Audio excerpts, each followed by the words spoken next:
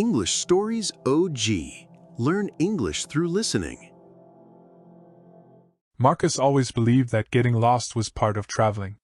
He said it many times to his friends back home, always with a smile.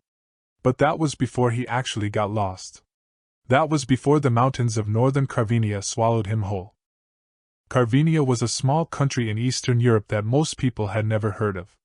It had old forests, cold rivers, and roads that disappeared in the fog. Marcus had read about it in a travel blog one quiet evening, and something in his chest pulled him there. He bought a cheap flight, packed a single backpack, and told nobody exactly where he was going. That was his first mistake. He arrived in the capital city on a Tuesday afternoon. The streets were narrow and the signs were in a language he did not understand at all. Not a single word. He had downloaded a translation app on his phone, but the local letters looked strange and the app made many errors. Still, Marcus felt excited. He was 28 years old, healthy, and he had a map he had printed at the hotel. A paper map. He thought that was enough. The plan was simple. He would take a bus from the capital to a small village called Vetka, walk through the forest trail to the mountain viewpoint, and come back before dark. People online said the walk took 4 hours. Marcus decided to add 2 more hours just to be safe. He had water, some bread, a jacket, and his phone. He felt ready. The bus to Vetka left at 8 in the morning. Marcus was the only foreign person on the bus. The other passengers looked at him with curious eyes. An old woman sitting next to him said something in Carvenian. He smiled and nodded. She repeated it, this time pointing at the window. He smiled again. She shook her head slowly and looked away. He arrived in Vetka just before 10. The village was very quiet. A few houses, a small shop, and a dog sleeping in the middle of the road. Marcus checked his map, found the beginning of the trail, and started walking. The forest welcomed him immediately. The trees were tall and dark green, and the air smelled of wet earth and pine. He felt happy. For the first hour, everything was fine. The trail was clear and easy to follow. Marcus took photographs, stopped to drink water, and listened to the birds above him. He was not thinking about danger. He was thinking about how beautiful it all was. Then the trail split into 2 paths. His map showed only one path. He looked at it carefully, turned it in his hands, held it up against the light coming through the trees. He was certain he had been following the correct direction, but now there were 2 options in front of him, and neither one was marked on his map. He took out his phone. No signal. Not one bar. He stood there for a moment, looking at both paths. The left one went uphill into darker forest. The right one went down into a small valley where he could see a stream. He chose the right path. He thought that following water was always a good idea. He had read that somewhere. He was wrong. The path down to the stream slowly became less clear. After 20 minutes, it was not really a path anymore. It was just open ground between the trees, and Marcus was not sure if anyone had walked there recently or ever. He stopped. He looked behind him. The trees all looked the same. He could not remember which direction he had come from. He called out. Nobody answered except the forest itself, which made small sounds in the wind. Marcus sat down on a fallen tree and forced himself to think calmly. He had read about this situation. The first rule was, do not panic. The second rule was, stay where you are if possible. The third rule was, make noise so people can find you. He checked the time. It was just after noon. He had left the village at 10. The sun was somewhere above the clouds, but he could not see it clearly enough to use it for direction. He tried to remember the position of the sun when he started walking, but he had not paid attention. He was looking at flowers and trees and taking photographs. He stood up and started walking back the way he thought he had come. The ground was soft, and there were leaves everywhere. He looked for his own footprints, but the leaves covered them. He walked for 15 minutes and found nothing he recognized. Then he heard something. It was a sound from deep in the forest to his left. A low, heavy sound. Not a bird. Not the wind. Something larger. Marcus stopped completely still. He held his breath. The sound came again. It was a movement through the trees, slow and steady. Something was walking. His heart was beating very fast. He had read that Carvinia had bears. He had also read that bears in this region were generally not dangerous unless surprised. He did not move. He waited. The sound moved closer, then stopped. Then it moved again, to the right. Then it went quiet. Marcus waited for a full minute. Nothing. He let out a long breath and realized his hands were shaking a little. He told himself it was probably just a large bird or a deer. He told himself this very firmly. He kept walking. After another 30 minutes, he came to a small clearing.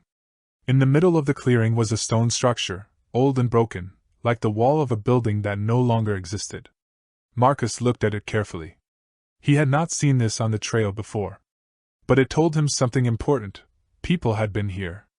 This land was not completely wild. There had been a building here at some point in history. That meant there might be a road or a path nearby. He walked around the wall slowly. On the other side, he found something that made him feel much better, a red mark on a tree. A small red circle painted on the bark. Trail markers. He almost laughed out loud.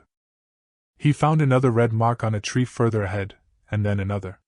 The markers led him in a direction he had not tried. He followed them carefully, checking each tree as he walked. After 20 minutes, the forest became less thick and the ground became harder. He was on a real path again. He walked faster now. The red marks continued, sometimes easy to spot, sometimes almost hidden by moss or mud. He followed each one with great attention. The sky was getting darker. Not because of night, not yet, but because clouds were moving in from the north, and they were heavy and gray. Marcus could feel the temperature dropping. He put on his jacket. He still had water and a little bread. He was tired, but he was not in serious trouble. He repeated that to himself. Lost, yes. Tired, yes. Serious trouble, not yet. At some point he noticed the forest becoming quieter. Even the birds had stopped. The wind was picking up and the tops of the trees were moving. And then, without warning, it began to rain. Not light rain. Heavy rain that came through the trees and soaked his jacket in minutes. Marcus pulled the hood up and kept following the red marks. He could not stop now. He needed to find shelter or reach the village before dark. He walked for another 40 minutes in the rain. His boots were completely wet. His map, which he was still carrying, was now soft and falling apart in his hands. He threw it away. It was useless. And then, through the trees, he saw a light. A single yellow light, low and steady. Not a torch. A window. Marcus moved towards it. The trees ended, and he found himself at the edge of a field. On the far side of the field was a small farmhouse. Smoke was coming from the chimney. A dog barked once in the distance, then went quiet. He crossed the field and knocked on the door. There was silence.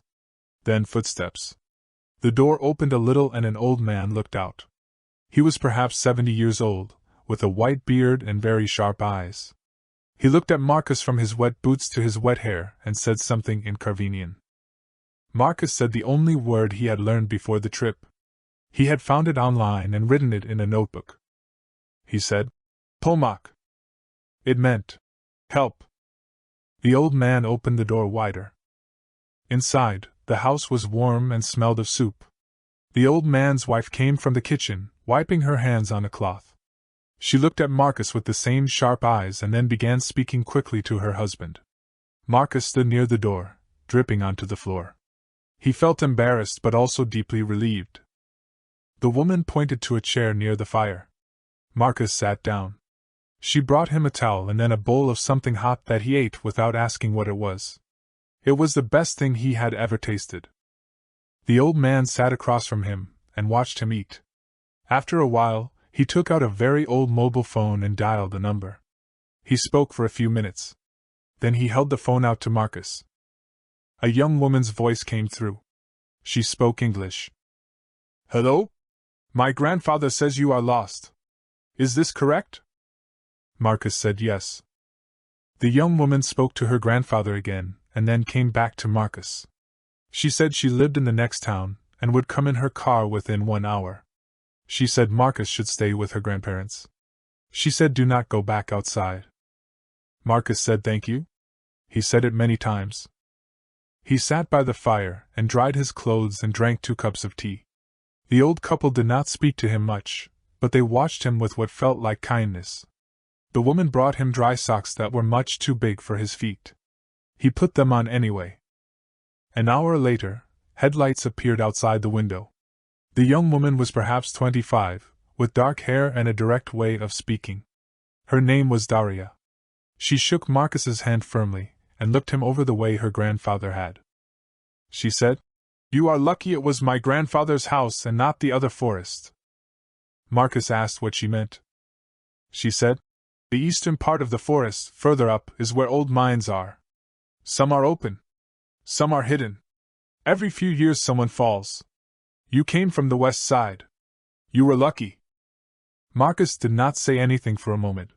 He thought about the 2 paths. The left path had gone uphill, into the darker part of the forest. He had chosen the right path.